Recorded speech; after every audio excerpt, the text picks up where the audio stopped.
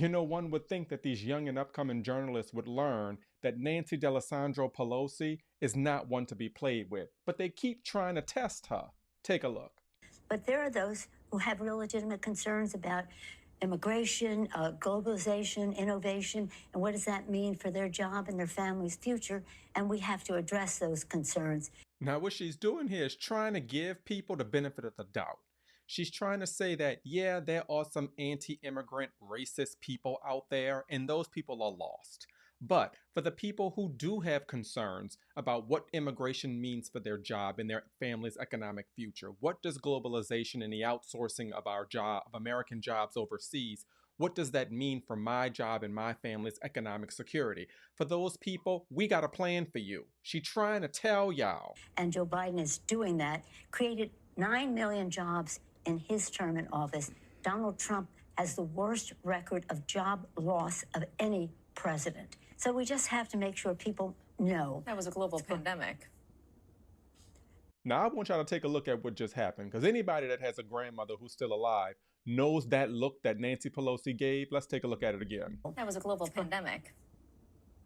That look was, girl, you could play in my face if you want to. It was like, Lord, don't let me embarrass this child on national television. He had the worst record of any president. We've had other concerns in our country. If you want to be an apologist for Donald Trump, that may be your role, but it ain't mine. So this was one of those viral moments on the internet where Nancy Pelosi basically told Katy Tur, mind your business. Now, one would think that other journalists would look at this particular scenario and say, that's not a situation I want to be in.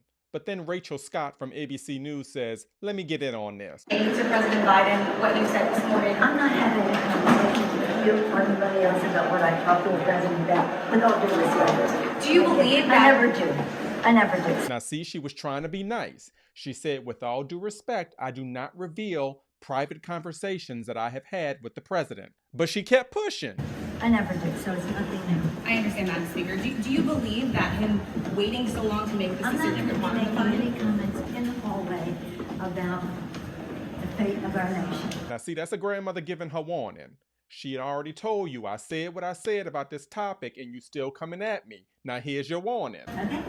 Are you concerned whether or not he can win in November?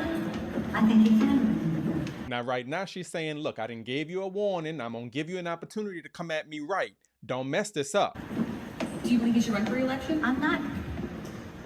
Now, when a grandmother of 9 originally from Baltimore, Maryland, stops right in her tracks mid-sentence and looks you square in the eye, you know it's about to go down. You know you done messed up now.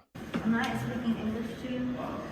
I'm not going to be making any statements about any of that right now in the hallway. Now, Rachel Scott posted this clip on her social media channels thinking that she captured some gotcha moment with Nancy Pelosi. See, this is why people don't watch the news no more. This is why people don't trust the news no more. Because what it looks like is you trying to capture some viral moment when she didn't already told you and answered your question 3 times already. But you keep pushing and pushing and pushing, looking for that viral moment because you know ABC will drop you just because you didn't give them that breaking news viral moment for their evening broadcast. Nancy D'Alessandro Pelosi is not one to be played with. She didn't told you, I'm not going to be making news as I'm walking down this hallway. Who knows? She could have been going to the bathroom. She's 84 years old. I'm sure her bladder's weak like most 84-year-old people. And she tried to tell you, I'm not going to give you any information while I'm walking down this hallway, and you still following me, persistent. And so she had to tell you what she told you. And she told you basically in the words of Chris Tucker, Do you understand the words that are coming out of my mouth? this ain't the flex you thought it was, sis.